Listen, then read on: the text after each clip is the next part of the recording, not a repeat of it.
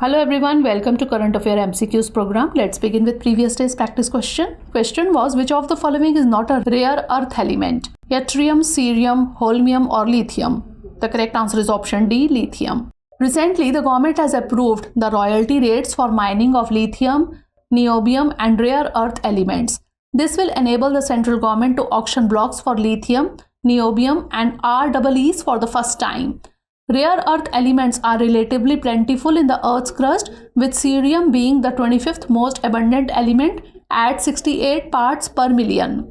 The rare earth elements are yttrium, lanthanum, cerium, praseodymium, neodymium, promethium, samarium, europium, gadolinium, terbium, dysprosium, holmium, erbium, thulium, yttrium and lutetium. Therefore, option D is the correct answer. Now, let's begin today's session. First question is, recently seen in the news, the Intensified Indradhanush Mission 5.0 is an initiative of which of the following ministries? Ministry of Finance, Ministry of Health and Family Welfare, Ministry of Rural Development or Ministry of Culture? The correct answer is option B, Ministry of Health and Family Welfare. Recently, the Intensified Mission Indradhanush, the flagship routine immunization campaign of the Union Ministry of Health and Family Welfare, was seen in the news as it will conclude all 3 rounds on 14th October. IMI 5.0 ensures that routine immunization services reach the missed out and dropped out children and pregnant women across the country. This year, for the first time, the campaign is being conducted across all the districts in the country and includes children up to 5 years of age. It aims to enhance immunization coverage for all vaccines provided under the Universal Immunization Program as per the National Immunization Schedule. Special focus is on improvement of measles and rubella vaccination coverage with the aim of measles and rubella elimination by 2023. Therefore, option B is the correct answer. Next question is, in the context of which of the following NASA's Parker solar probe was mentioned in the news recently? Discovering a new planet, setting a new speed record and venturing closest to the sun, finding water on Mars or observing a distant galaxy?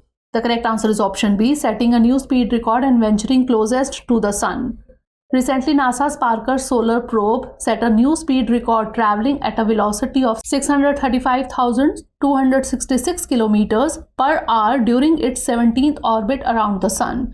This surpassed its previous record speed. It is noteworthy that this initiative was launched in 2018 with the primary objective of studying the outer corona of the sun. It is to be noted that the probe ventured within a record distance of just 7.26 million kilometers from the sun's fiery surface.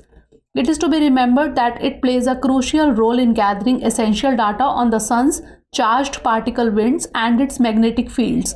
Therefore, option B is the correct answer. Next question is, consider the following statements regarding the International Day for Disaster Risk Reduction. 1. It was instituted by the United Nations General Assembly in 1989. 2. This day resonates with the Sendai framework. Which of the statements given above is or are correct? 1 only, 2 only, both 1 and 2, or neither 1 nor 2? The correct answer is option C, both 1 and 2. Recently, the International Day for Disaster Risk Reduction celebrated on October 13th annually. It was instituted by the United Nations General Assembly in 1989. Hence, statement 1 is correct. This day underscores the significance of a global culture that prioritizes risk awareness and disaster mitigation. The 2023 theme, Fighting Inequality for a Resilient Future, highlights the intrinsic link between disasters and inequality. This day and its theme align with the Sendai framework, an international treaty aimed at preventing and minimizing losses in lives, economies, and infrastructure due to disasters. Hence, statement 2 is also correct. Therefore, option C is the correct answer. Next question is, recently the term Pontus was seen in the news. It is related to a long-lost tectonic plate, a new species of deep-sea creature, a space mission to study asteroids, or an ancient civilization discovered in Europe. The correct answer is option A, a long-lost tectonic plate. Recently, the scientists have rediscovered a tectonic plate named Pontus Plate, which disappeared 20 million years ago. This plate was found while studying ancient rocks in Borneo.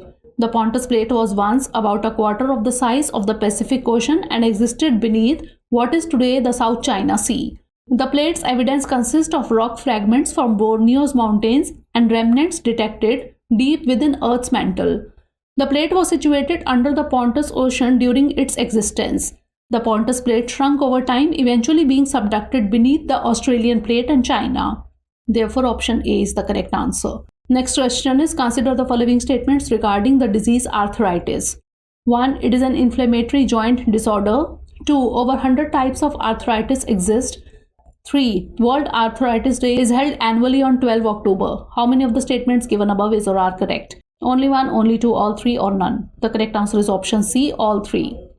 Recently, the theme for World Arthritis Day 2023 is living with the rheumatic and musculoskeletal diseases at all stages of life. The arthritis is an inflammatory joint disorder impacting tissues around the joints and other connective tissues. Hence, statement 1 is correct. Over 100 types of arthritis exist, with osteoarthritis and rheumatoid arthritis being the most common. Hence, statement 2 is correct. Treatment varies based on the type of arthritis, making early diagnosis crucial. The World Arthritis Day 2023, a global health awareness event held annually on 12 October. Hence, statement 3 is correct. Therefore, option C is the correct answer. Next question. With reference to persons with disabilities, the Department of Empowerment of Persons with Disabilities is associated with which of the following ministries of Government of India? Ministry of Health and Family Welfare, Ministry of Education, Ministry of Women and Child Development, or Ministry of Social Justice and Empowerment? The correct answer is option D, Ministry of Social Justice and Empowerment. Recently, the World Sight Day is commemorated on the second Thursday of October each year, that was observed on 12th October this year. The purpose of the day is to bring attention to issues associated with vision impairment and blindness. The theme for the year is Love Your Eyes at Work, highlighting the importance of eye health in professional settings. In India, the developmental agenda for persons with disabilities is overseen by the Department of Empowerment of Persons with Disabilities, which falls under the Ministry of Social Justice and Empowerment. Therefore, option D is the correct answer. Next question is, consider the following statements regarding the G20 Parliamentary Speakers Summit. 1. The 9th P20 Summit is organized by Parliament of India. 2. Its theme is Parliaments for One Earth, One Family, One Future. Which of the statements given above is or are correct? 1 only, 2 only, both 1 and 2, or neither 1 nor 2? The correct answer is option C, both 1 and 2. Recently, the 9th G20 Parliamentary Speakers Summit or P20 is inaugurated on 13 October 2023 at Yashobhoomi, New Delhi. This summit is organized by the Parliament of India as part of India's G20 presidency. Hence, statement 1 is correct.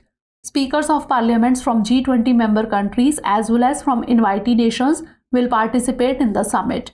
The Pan-African Parliament will join the P20 summit for the first time following the African Union's recent induction into the G20. The central theme for the 9th P20 summit is Parliaments for One Earth, One Family, One Future. Hence, statement 2 is correct. Therefore, option C is the correct answer. Next question is, what is the IUCN status of the Egyptian vulture sometimes seen in the news? Endangered, extinct in the wild, least concern, or near threatened? The correct answer is option A, endangered.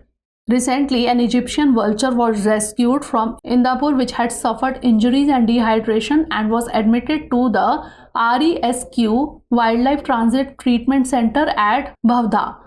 The Egyptian vulture is a native bird of Europe, Central Asia and Africa, and in winter it travels towards Asian countries including India. It inhabits open arid areas near humans with plenty of food options. One of the primary threats facing this species is illegal poisoning aimed at carnivores. The IUCN status of the Egyptian vulture is endangered. Therefore, option A is the correct answer. Next question is, consider the following statements regarding the white phosphorus bombs. 1. It is used as illumination rounds and is not harmful for humans. 2. Their use is banned under international law. Which of the statements given above is or are correct? 1 only, 2 only, both 1 and 2, or neither 1 nor 2? The correct answer is option D, neither 1 nor 2.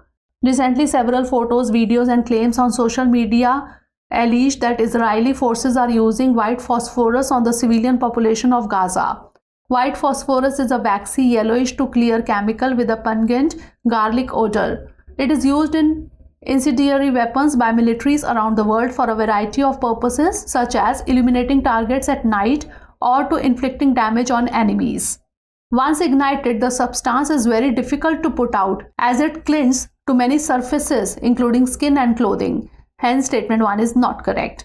White phosphorus munitions are not banned under the international law, but of their incendiary effects, their use is supposed to be tightly regulated. Hence, statement 2 is not correct. Therefore, option D is the correct answer. Last question is, recently the Goan cashew has got the geographical indication tag. It was native to which of the following? Northeast Brazil, Portugal, Chile or Argentina? The correct answer is option A, Northeast Brazil. Recently, the Goan cashew kernel has received the geographical indication tag. Cashew is one of the most important plantation crops in India. Cashew was native to northeast Brazil in Latin America and was introduced to Goa by the Portuguese in the 16th century. In the state of Goa, it occupies the largest area among horticulture crops. It is very well adapted to the Indian coastal area under hot, humid conditions. Therefore, option A is the correct answer. Now it's time for the practice question. Sometimes seen in the news, the Nalaban Island Bird Sanctuary is located in which of the following? Chilika Lake, Pulicat Lake, Loktak Lake or Vambanad Lake? Send the answer of this question in the comment section. Stay tuned for the next episode. Thanks for watching.